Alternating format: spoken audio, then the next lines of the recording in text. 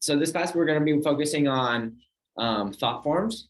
So every Wednesday, we're going to be focusing on thoughts and how thoughts work, and we're going to be building off of previous lessons to create a more comprehensive understanding of our thoughts, okay? And so in the last couple sessions, I've been talking more about separating us from the self. And so you're not your thoughts, you're not your emotions, you're not the physical self, you're the consciousness. And when we can separate our consciousness from our thoughts, we can start to have more conscious awareness over our thought realm space and say, like, what am I thinking? And then we can start to ask intelligent-based questions and counter our thoughts back to us, because thoughts are always communicating to you every time you're thinking. There's always information being transmitted at every single time. And so the idea behind being conscious in the body is being aware of the information that's coming in. And so you can start to learn to have separation between your thoughts by thinking, what language is the thought using? Is it using first person or third person? First person talks with the terms I need to go to the store, I need to do this today, or I need to get my nails done, I need a massage. First person speaks with I. Third person speaks with you. If I'm talking to you, third person, in reality, I'm gonna use you terms. Hey, you should get your nails done. Oh, you gotta try my massage therapist, she's awesome. You need to come with me, or I want you to come with me. I want you. And so we're using language of third person. So when we have thoughts and our thoughts are communicating to us in our mental space, they're either using first person or third person language. And that's the first way we can start to create separation between us and them. Our thoughts and other thoughts being projected onto us. Our thoughts are very important because they are what we think and how we view things and our like beliefs and stuff like that. Other thoughts that are being projected at you aren't always projected, aren't always helpful, and aren't always like, they always got their own agenda. They're being projected at you from somebody else who wants you to do something based off of what they experienced. I want you to see my massage person because I had an experience with them. Good or bad, my agenda is to get you to do what I want, which is see my massage person. And so thoughts that are being projected at you don't always have positive agendas behind that. And so we need to really step that back and say, okay, is this what I want or what's being projected on me? And if it's what you want, then start to see, like, does this fall in alignment with like my values or my beliefs? Sometimes we'll use negative self-talk. I don't like myself. I'm not worthy. I'm not good enough. I can never win. We use negative self-talk. And so then we have to see, is this fall within your values of how you think that other people should be treated? Would you tell your best friend these same words?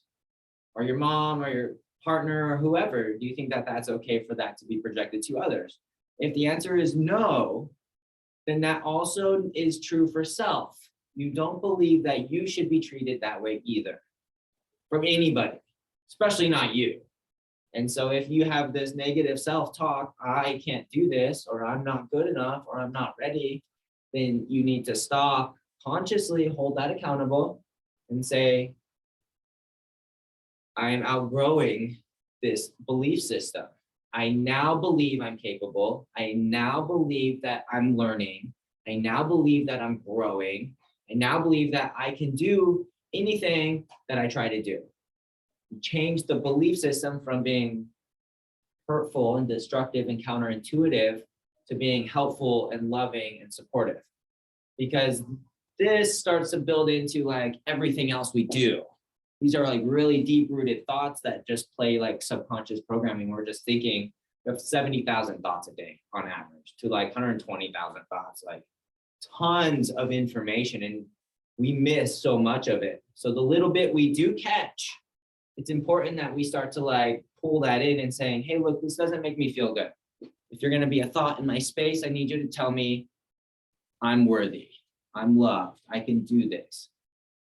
And that will reprogram the language that you're going through, because you're the consciousness. You choose the type of being that you are. And negative self-talk often comes from trauma and hurt and like a history that has been projected onto us from other people's agendas, and we take that on as ourselves. And so when we start to push back, we can see that I'm not your agenda, I'm me, my own being. And this is who I am, good and bad, or like how you want to perceive that. You're the sum of all of it, you know, just recognize that. And then say like, I don't think that it's healthy for me to think this way. Tell me I'm a good person. Tell me you love me, because I love who I am as a being. And so these thoughts will start to fall into alignment, where now it's, you're having these subtle subconscious thinking patterns, and they're all about positivity. They're all about harmony. They're all about love. They're all about these positive values that you've consciously held yourself accountable to reprogram. And so the first step when we're working with thoughts is to create that separation between my thoughts and your thoughts, or other thoughts, self and others, and then to recognize the information that the thoughts are projecting to you. It's a communication style. So what is the lesson? You know, the lesson is that I've been very hurt in my life, and I have a lot of trauma and a lot of pain, and this has created me to believe that I'm not good enough. Okay, so the lesson is learn that you are good enough, and to forgive and to heal this pain. So then you can say, you know, I love myself. I'm proud of where I'm at in life. I've grown a lot. I've become somebody who, like, I'm super proud of and happy to be. And I'm still learning and growing and doing things that I like to do and want to do. And so you can change who that is to where you're at now, and then even say, I'm working towards being a better person. And I know I make mistakes, and I know I say things that are hurtful, and I know that's not what I'm trying to do. I'm learning from that to do better, and I'm aiming to be this. So you can tell the thought where it's at, what you're at with it, and then where you want it to be. And then that makes the thought form, which is an intelligent energy space. It's as intelligent as you and me. And it says, oh, okay, you want me to be that. And so like, you're the consciousness who's teaching your children, your internal children, how to behave, how to act, what it looks like, what it feels like. You're consciously teaching yourself this. So then the thought form knows what to transmute into and knows what it's going to do. And the same when we have other thoughts projected onto us, even if it's subconscious. Every time you're driving in traffic, everybody's lined up. There's just a stream of energy. Everybody's just running right through that. And so you're going to get all the thoughts and stuff from everybody inside of you. And you're probably only going to be able to pick out a few of them, but you're just like too tuned out listening to music the whole time that you're not actually paying attention to what you're thinking. But there is something going on up here. These are the thoughts of others. And when thoughts of others enter our space, this is when we have to be the most protective. This is when you can be influenced. This is when you can be attacked or made to believe things that go against your values. This is where you need to have like conscious protection and filters, so that way information that comes through can be verified from where it's coming from. What is the agenda?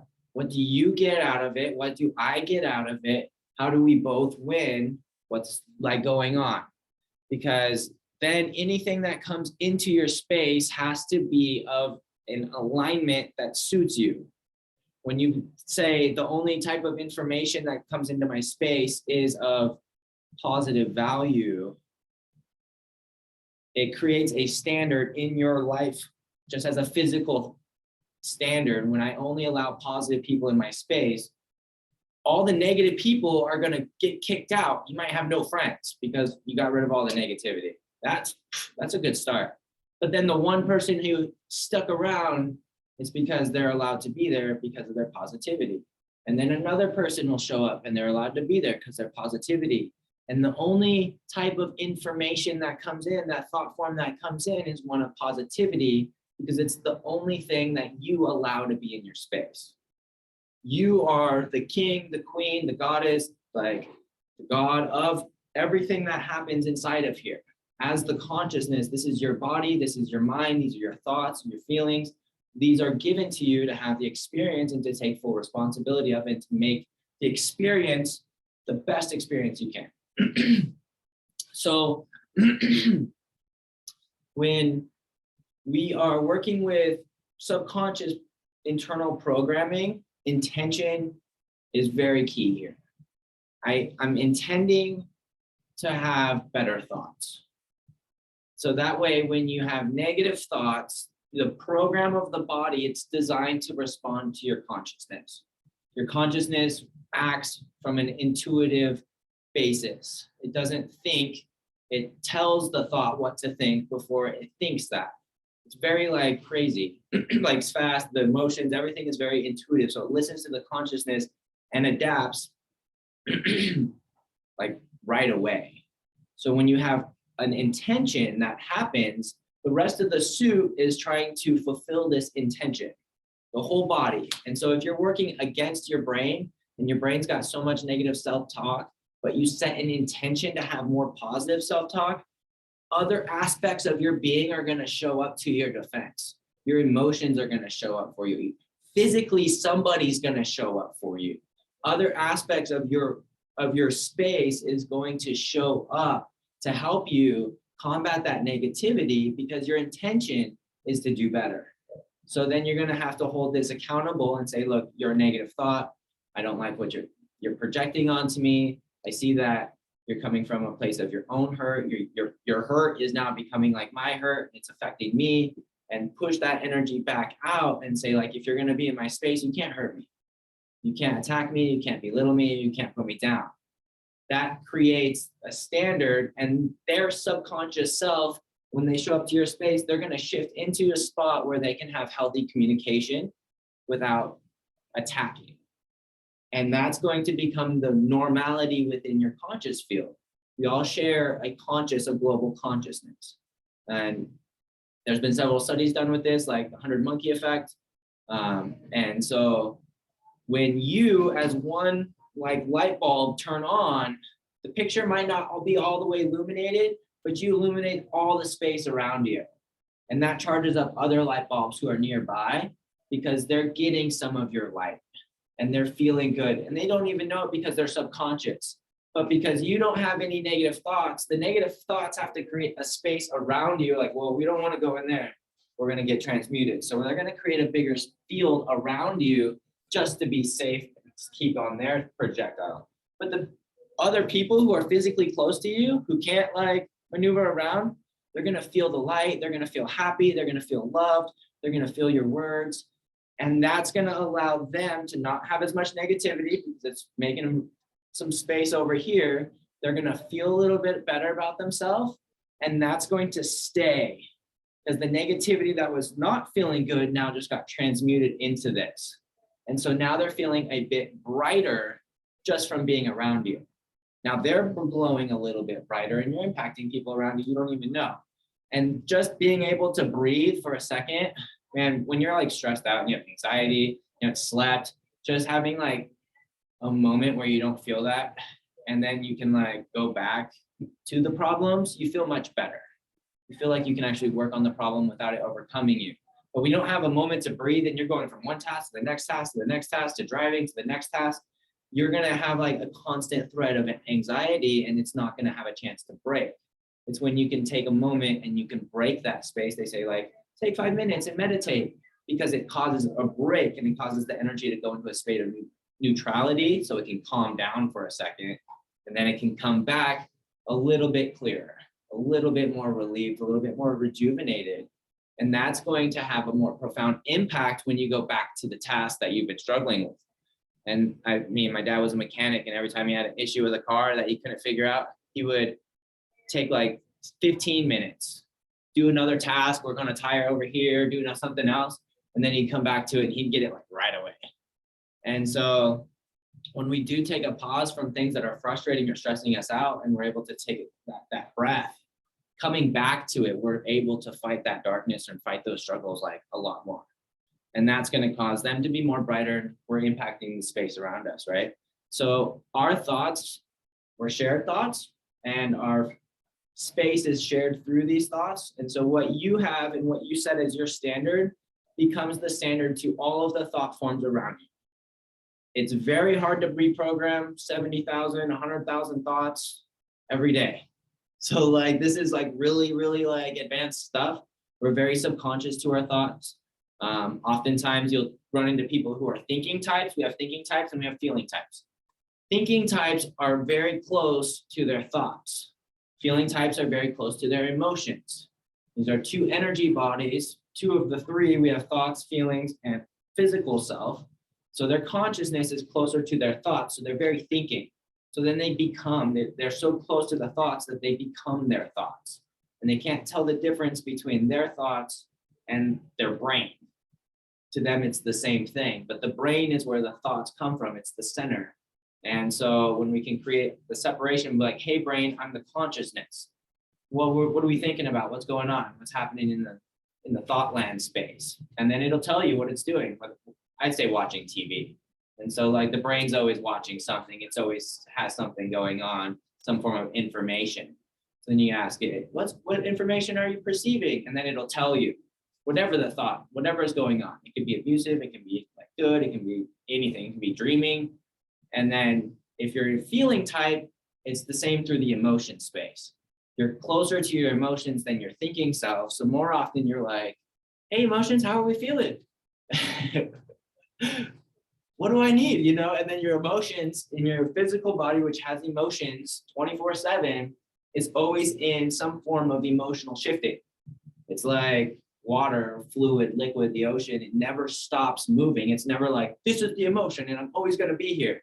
It's always sifting around.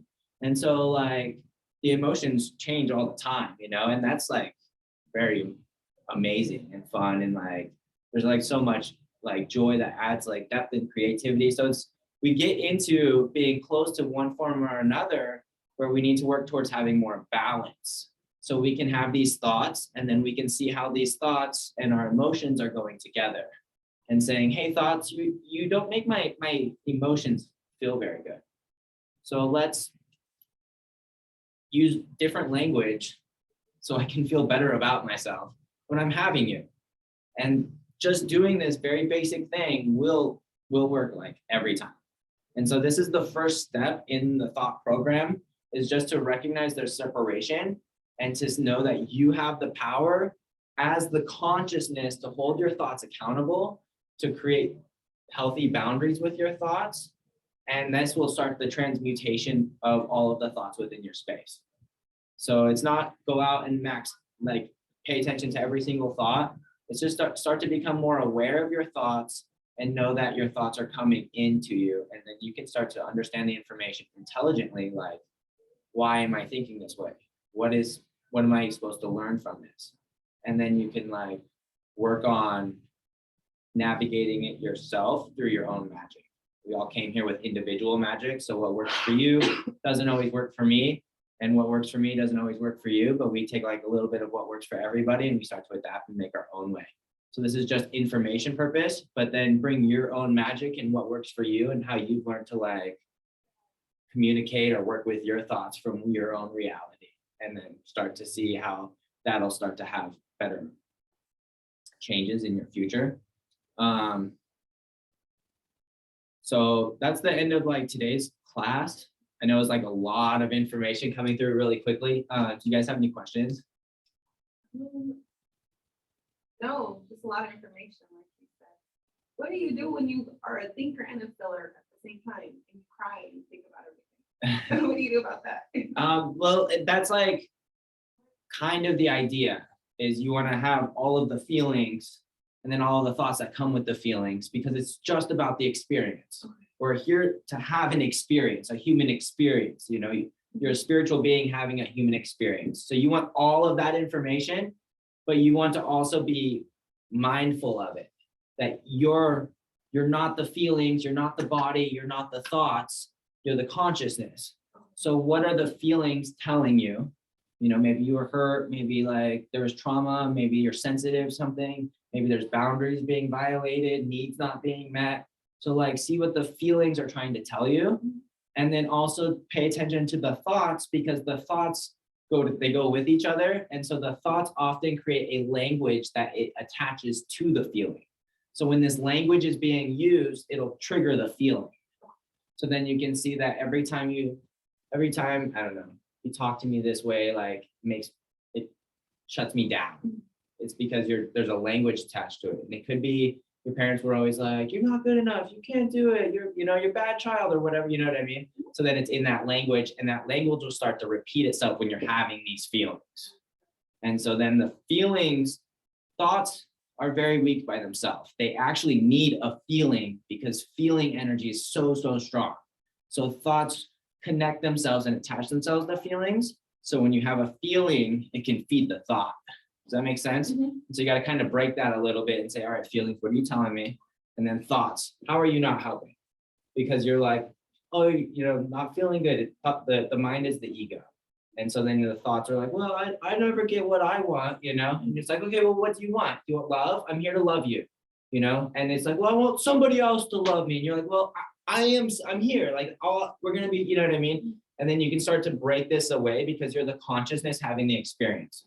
And so there's a lesson to learn on both sides. And you're also here to to teach this, you know what I mean? To learn it and teach it. And that's how, if my classes will be online too. So that way if the information is a lot, but that way, as we get closer to ascension, it's learning a lesson. So right now you're learning a lesson book, and that's your lesson for this cycle. And so then as you learn the lesson, you're also teaching yourself the lesson through your actions, through your emotions, and through your thoughts. And that's how the universe knows you've learned the lesson, because it sticks. Your thoughts are held accountable, your emotions are radiant, your feelings are in alignment, you know what I mean? And then if not, then we're going to give you a challenge or a problem or a stressor that's going to hopefully teach you. Yeah. All right. Did that answer your question? Yeah. Okay, good. Okay, great. So yeah, and again, every Wednesday we're going to talk about thoughts. Tomorrow is emotions. So if you want to come back tomorrow, I really encourage that. We're going to be focusing. It's going to be emotions every Thursday, and then every Friday we'll focus on physical aspects. Okay. So 3:30. It's going to be at 4:30. Okay. Yep, and they're 30-minute classes. So just plan for that a lot amount of time. Cool. So tomorrow 4:30. Yep. And it's every day at 4:30 too, but it's a different class every day, is what I was trying to get at. Oh, cool. So it's not like I came yesterday, I don't have to learn tomorrow. These are building blocks. Yeah. So that way we can start to hold it accountable. Because when I'm here to help you heal, I'm listening and I'm supportive and creating that stuff for you. It actually creates a safe space where you can get your load off, and then she can give you unconditional love, right? I'm here helping you heal, and then she can give you love without me having to take your burden and give you love, because that can be a lot, Oh, yeah. And then when more people show up, everybody's giving you love to fill that gap, and you're releasing that, and everybody's taking that energy on, and we all transmute it so much quicker. Does that make sense? Yes. Yeah. So that's kind of the idea. Oh, thank you so much, you guys. Yeah. I appreciate it. I would definitely be back tomorrow to learn about my feelings. Thank you. You're welcome.